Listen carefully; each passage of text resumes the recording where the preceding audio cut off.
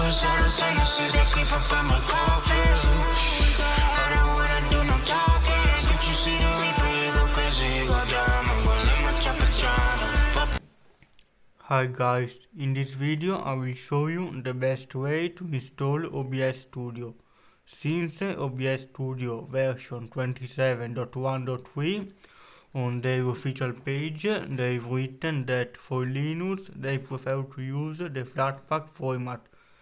So, downloading this newer version, I tried to download it using the distribution package manager, but it didn't work well, so it works better if you download the Flatpak version.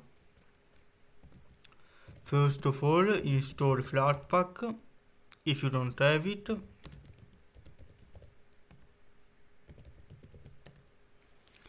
If you have GNOME, download the Flatpak plugin to connect to the GNOME software, but it is better to installing using the command line. I found difficulties in downloading this application using the software store. The command is sudo flatpak install com.obsproject.Studio. Enter. Already installed.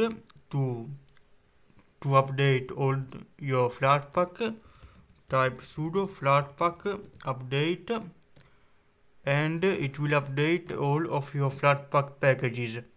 Now you need to know how to install OBS Studio, and Flatpak is a very good application manager because, for example, in app image, every time there is an update, you need to delete your app image file and replace it with the newer one, while with Flatpak you install it once and you update it to the newest version without needing to reinstall it anymore.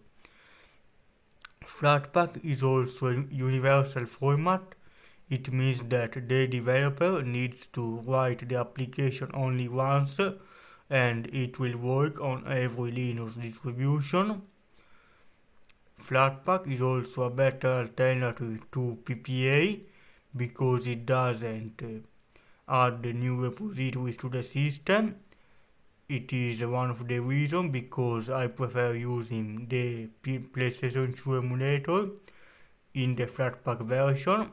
I install it once and I update it together with the rest of the system. So now you know how to install OBS Studio, the Flatpak version. See you later, guys.